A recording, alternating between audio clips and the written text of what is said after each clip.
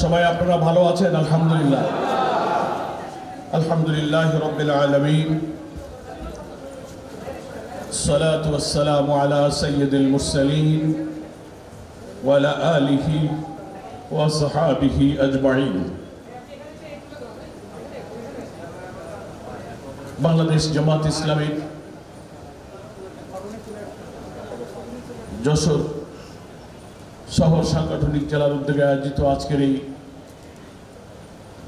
মত বিনিময় সভা এবং দোয়ার এই অনুষ্ঠানের প্রিয় সভাপতি, মঞ্চ উপস্থিত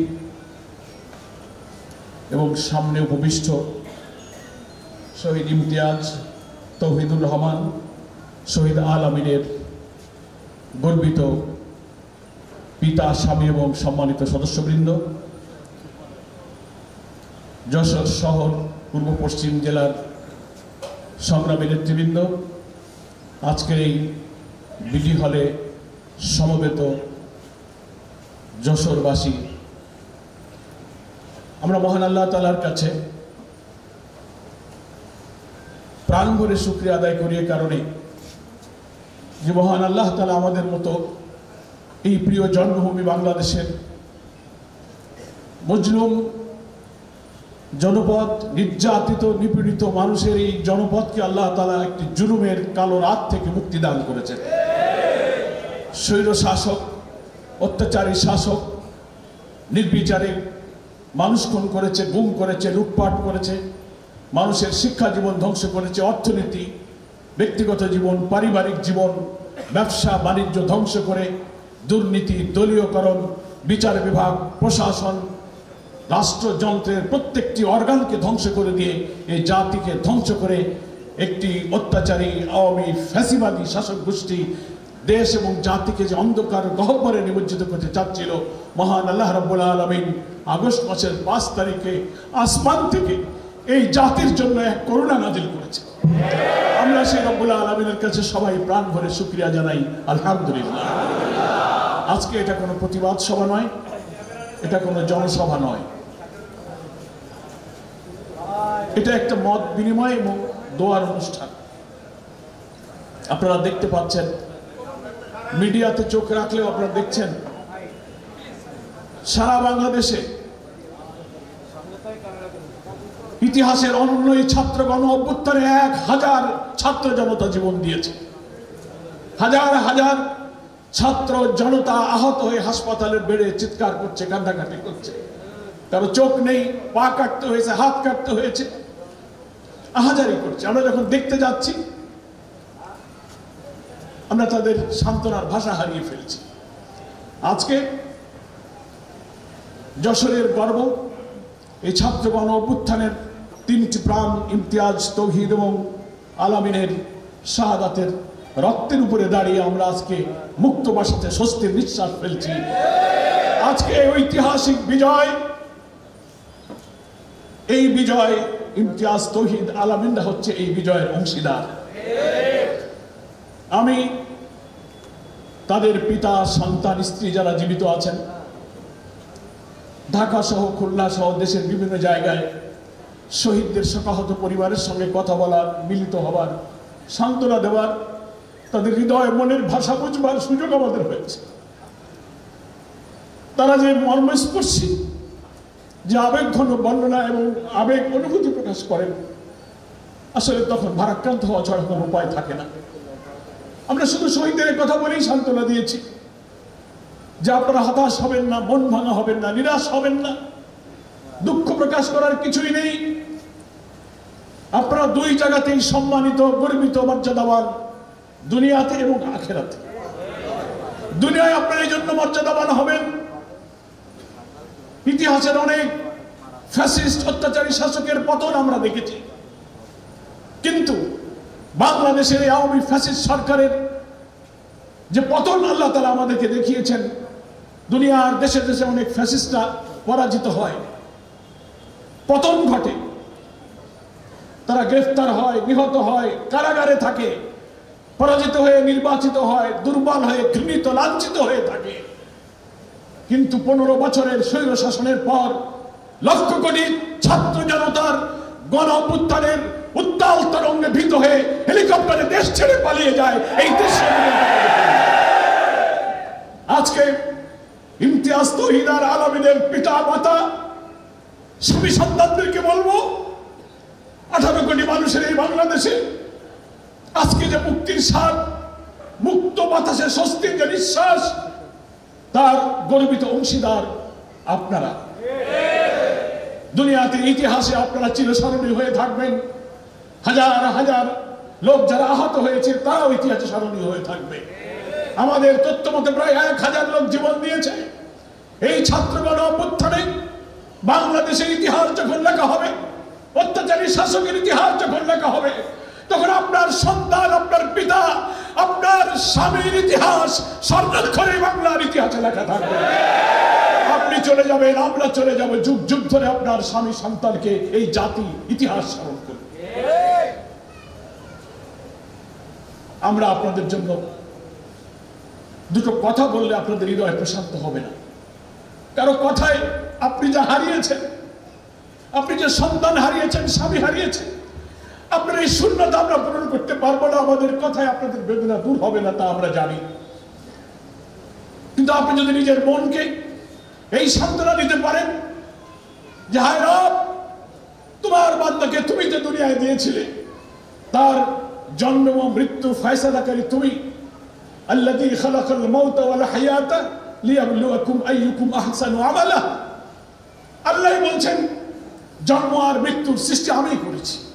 একটা কারণ, দুনিয়ার এই সংক্ষিপ্ত জীবনে তার আচার আচরণ, চরিত্র, আখলাক দিয়ে কে কতটা শ্রেষ্ঠ প্রমাণিত হতে পারে, সেই পরীক্ষার জন্য আল্লাহ তাআলা মানুষকে দুনিয়ায় সাময়িক পাঠান। কখন সে চলে যাবে সেটা আল্লাহ পাক স্থির করে রেখেছেন। আল্লাহ তাআলা বলেছেন ওমা কানা লিনাফসিন আন তামুতা ইল্লা বিইজনিল্লাহি কিতাবাম মুআজ্জালা।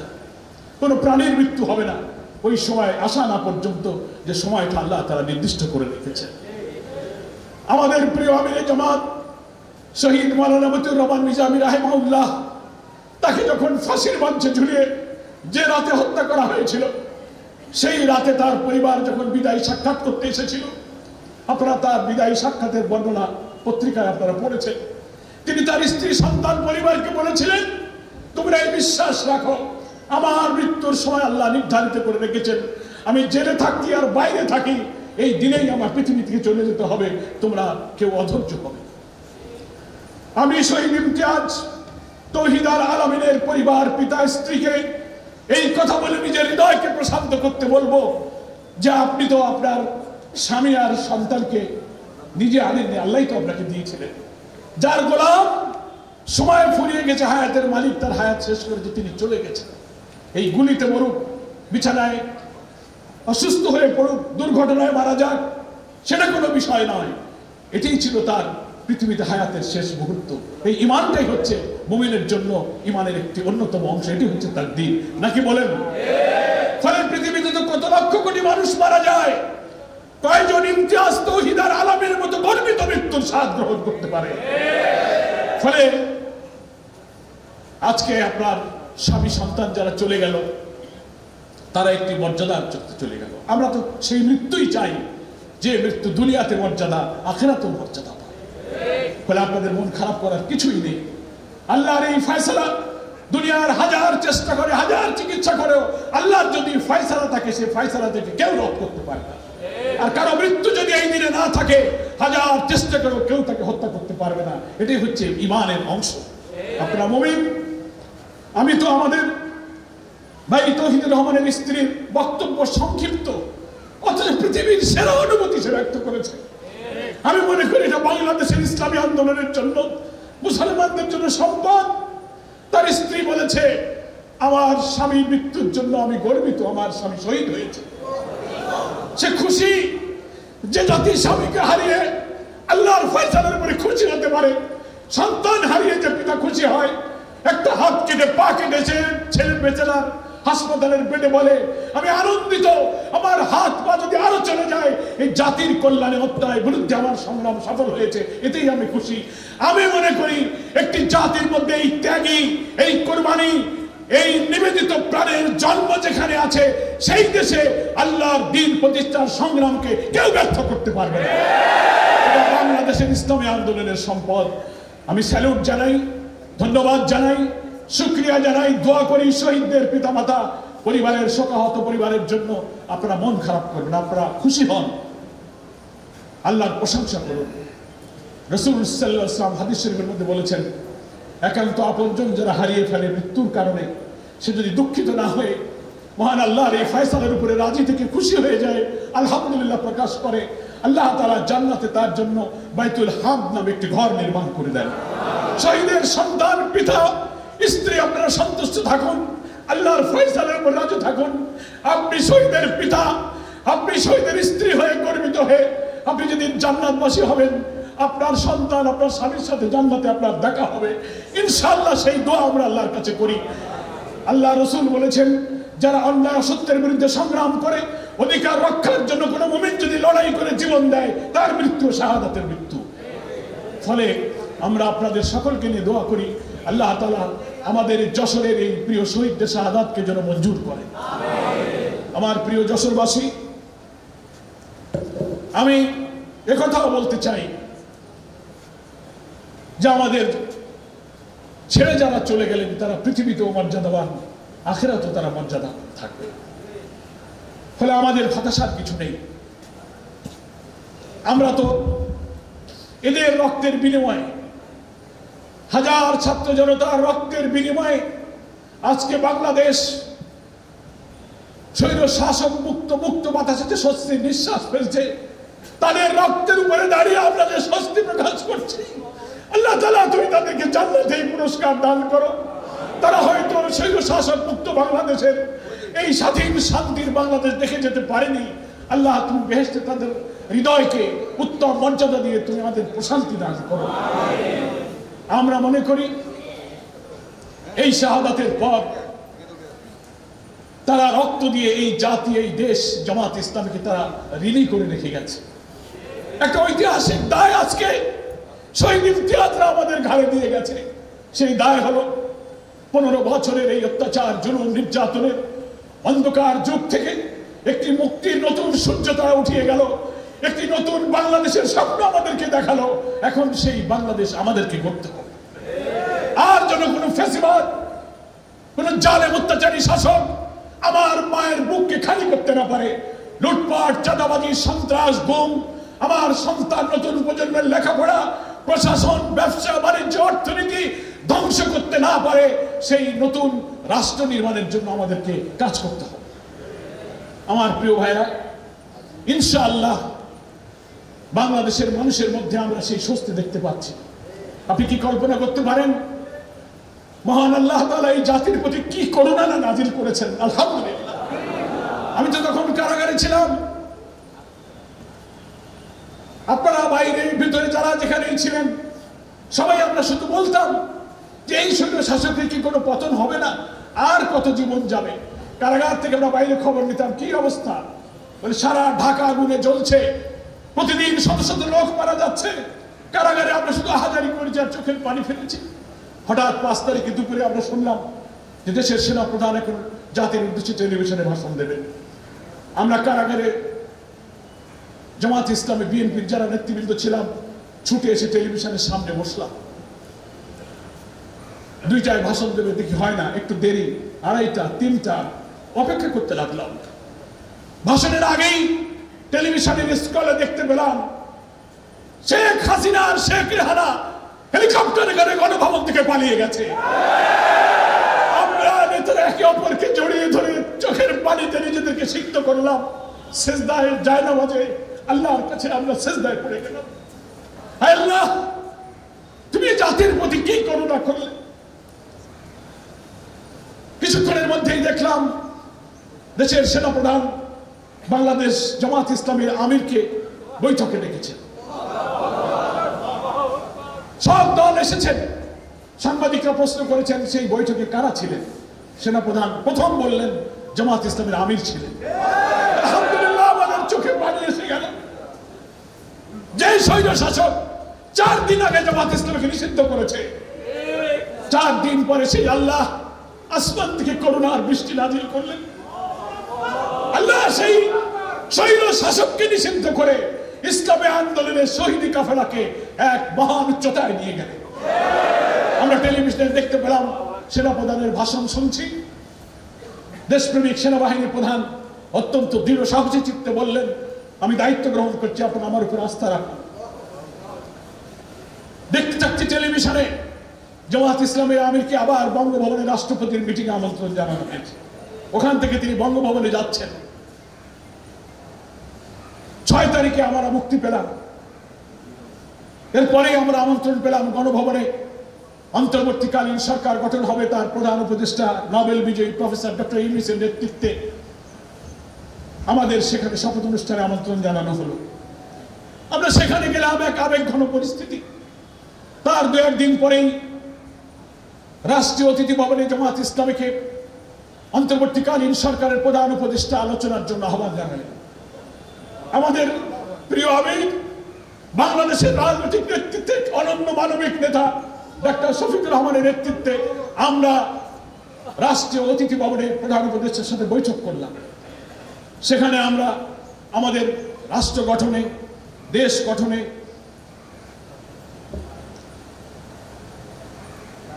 প্রধান উপদেষ্টাকে পরামর্শ দিলাম। উনি পরামর্শ চাইলেন। আমরা বললাম, জামাত ইসলামী মানুষের অধিকার এবং বঞ্চনা থেকে মুক্ত হয়ে একটি সুন্দর রাষ্ট্র গঠনে জামাত ইসলামী আপনার সরকারকে সহযোগিতা করতে প্রস্তুত আছে। উনি বললেন, আপনারা আমাদেরকে সহযোগিতা করুন। আমরা বলেছি, একটি অবাধ, নিরপেক্ষ, একটি নিউট্রাল, ক্রেডিবল, পার্টিসিপেটরি, ইনক্লুসিভ ইলেকশনের জন্য যতটুকু সময় আপনার লাগে, দেশের জনপ্রশাসন, সচিবালয়, রাষ্ট্রের রন্ধে রন্ধে দুর্নীতি, দলীয়করণ এবং রাষ্ট্রযন্ত্রের সব জায়গায় যে পরিচিত হয়ে আছে, সংবিধানের সংস্কার, ইলেকশন কমিশনের সংস্কার, সবকিছু করে একটি শান্তিপূর্ণ নির্বাচনের জন্য যতটুকু সময় লাগে আমরা আপনাদেরকে ততটুকু সময় দিতে রাজি আছি। আমরা কোনো ঘড়ি, ঘন্টা, দিন, মাস, বছর আপনাদের বেঁধে দিচ্ছি না। আমরা চাই একটি অবাধ, নিরপেক্ষ নির্বাচনের মাধ্যমে একটি নতুন বাংলাদেশ তৈরি হোক। এমন কোন নির্বাচন আমরা চাই না যে নির্বাচনে স্বাধীনভাবে আমরা ভোট দিতে পারবো না। ভোটের দিন সকালে আমরা ভোট দিতে যদি রওনা করি, রাস্তায় দাঁড়িয়ে ছাত্রলীগ, যুবলীগ আর পুলিশ বাধা দেবে আর বলবে, ফিরে যান, ভোট হয়ে গেছে। ব্যালট বাক্স নিয়ে যাবে, দিনের ভোট রাতে হয়ে যাবে। এরকম কোন নির্বাচন বাংলাদেশে আর হতে দেওয়া হবে না। আমরা প্রধান উপদেষ্টাকে আশ্বস্ত করেছি, তিনি খুশি হয়েছেন। তিনি আরো এক কথা বলেছেন যে, আমরা খুশি হয়েছি, আপনাদের কার্যক্রম আমরা দেখতে পাচ্ছি।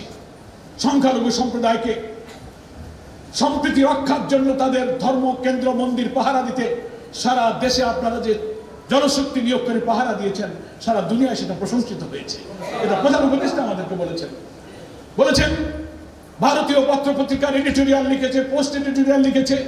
ভারতের একজন renowned journalist Shashi Tharoor, parliament member, তিনি কলাম লিখেছেন, বিবিসি নিউজে পর্যালোচনা করেছে যে জামাত ইসলামীকে সাম্প্রদায়িক বলা হয়, কমিউনাল বলা হয়, তারাই তো লাঠি হাতে বাংলাদেশের মন্দির পাহারা দিচ্ছে। দুনিয়াতে মিথ্যাচার, অপপ্রচার, অন্ধকারের বেড়াজাল ছিন্ন করে বাংলাদেশ একটা নতুন আলোয় আলোকিত হয়েছে।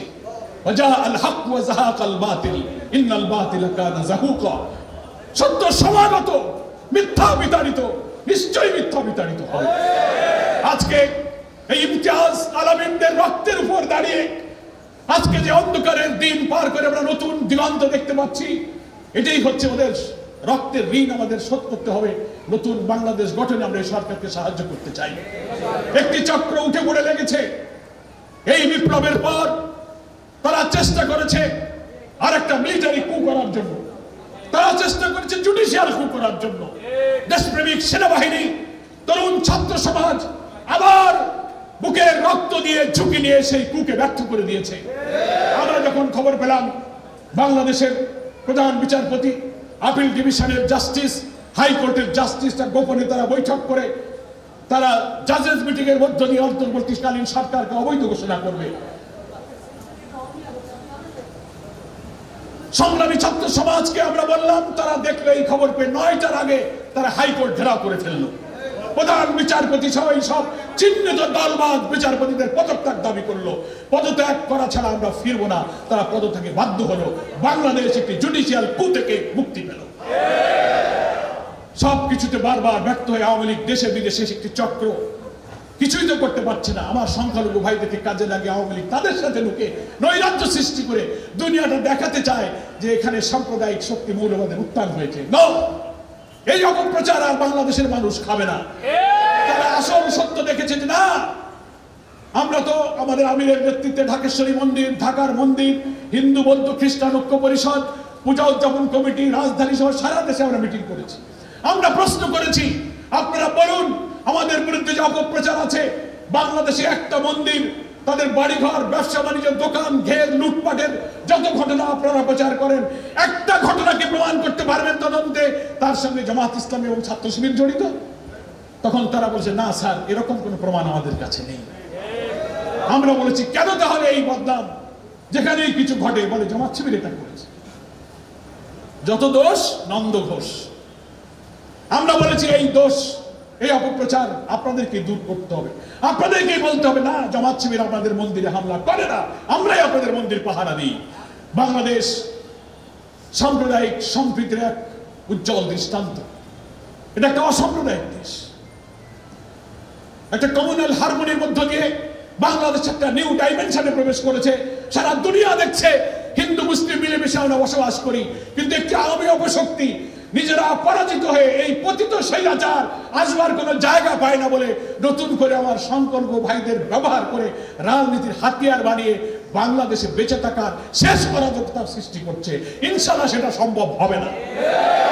যশোরবাসীকে আমি মিডিয়ার মাধ্যমে দেশবাসীকে আহ্বান জানাই, এই অরাজকতায় সন্ত্রাস রাজনৈতিক উদ্দেশ্যে সংখ্যালঘুদের ব্যবহার করার এই হীন মানসিকতা সর্বনাশা রাজনীতি থেকে আমাদেরকে সাবধান থাকতে হবে। আলহামদুলিল্লাহ হিন্দু ভাইদের মধ্যে এখন মাইন্ডসেট হয়ে গেছে, তারা টের পেয়েছে এই কাজগুলো যারা করে তারা কোনো রাজনীতি না, এরা দুর্বৃত্ত, এরা পলিটিক্যালি ইউজ হয় একটা চক্রের হাতিয়ার হয়ে। তারা এখন অনেক সতর্ক হয়ে গেছে। আমি এই কথাও বলেছি হিন্দুদের মাঝে, আমাদের আমির সাহেবও বলেছেন, আমরা নেতৃবৃন্দ বলেছি, যা কিছু হয় সব জামাত শিবিরের দোষ। এই অপপ্রচার যেমন আছে, আর একটা দোষ আছে আপনাদের ব্যাপারে। সারা বাংলাদেশের মানুষের মধ্যে একটা ধারণা হয়ে গেছে যে হিন্দু মানেই আওয়ামী লীগ, হিন্দু মানেই নৌকায় ভোট। তাদের বলেছি যে দাদা বাবুরা, এই অপপ্রচারটা আপনারা ভুল প্রমাণ করেন। হিন্দুরা কি শুধু নৌকায় ভোট দেয়? হিন্দুরা কি শুধু আওয়ামী লীগ করে? না, হিন্দুরা অন্য মার্কাও তো ভোট দেয়। কিন্তু এই কথা কেন হয় যে হিন্দু মানে আওয়ামী লীগের রিজার্ভ শক্তি? আপনারা আপনাদের আদর্শ রাজনীতি দিয়ে প্রমাণ করুন যে আমরা আওয়ামী লীগের রিজার্ভ কোনো শক্তি নই, এটা আপনাদের প্রমাণ। ফলে জামাত শিবির সম্পর্কে মিথ্যাচার আর আওয়ামী লীগ রিজার্ভ শক্তি, আপনারা এই মিথ্যা প্রপাগান্ডা দূর করার দায়িত্ব আপনাদের, এই ঐতিহাসিক দায়িত্ব আপনারা পালন করেন। দেখবেন বাংলাদেশ একটা অসাম্প্রদায়িক বরং সাম্প্রদায়িক সম্প্রীতির একটা উজ্জ্বল দৃষ্টান্ত হিসেবে প্রতিষ্ঠিত হবে ইনশাআল্লাহ। আশা করি বাংলাদেশ সেই দিকেই যাচ্ছে ইনশাআল্লাহ। আমার প্রিয় ভাইরা, তাই আমি বলছিলাম আল্লাহর করুণার কথা, যে কি রহমত আমরা পেলাম। আমরা তো বহু রহমত নিজেদের জীবনেও দেখেছি, অনেক রক্ত যায়, অনেক চোখের পানি যায়, অনেক ত্যাগ কুরবানির পরে আল্লাহর রহমত দেখতে পাই। কিন্তু এত অল্প সময়ে আমরা 15 বছর রাজনৈতিক দলগুলো যে আন্দোলন করে যে স্বৈরাচারকে বিদায় করতে পারলাম না, মাত্র 1 মাস যাওয়ার আগেই তরুণ দামাল ছেলেদের উত্তাল আন্দোলনে এমন পরিস্থিতি তৈরি হলো, পুলিশের বুলেটের সামনে, স্বৈরাচারী হাসিনার বুলেটের সামনে যেন গোটা বাংলাদেশ বুক পেতে দিল।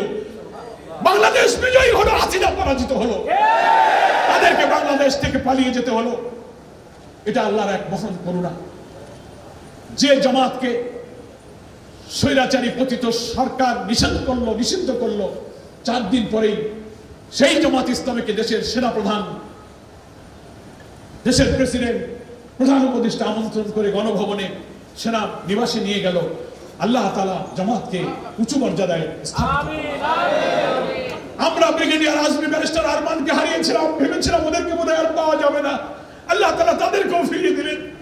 আমাদের অফিসগুলো বন্ধ করে দেওয়া হয়েছিল, কেন্দ্রীয় অফিস সারা দেশের কোথাও আমরা বসতে পারি না, বাসায় বসতে পারি না, কোথায় পুলিশ, বাড়ি থাকতে পারি না, ঘর ছাড়া আমরা অফিস থেকে, কারাগার থেকে 5 তারিখে আমি তখন জেলার সুপারকে বললাম আমরা এখন বাইরে কথা বলবো, আমাদেরকে টেলিফোন এনে দেন।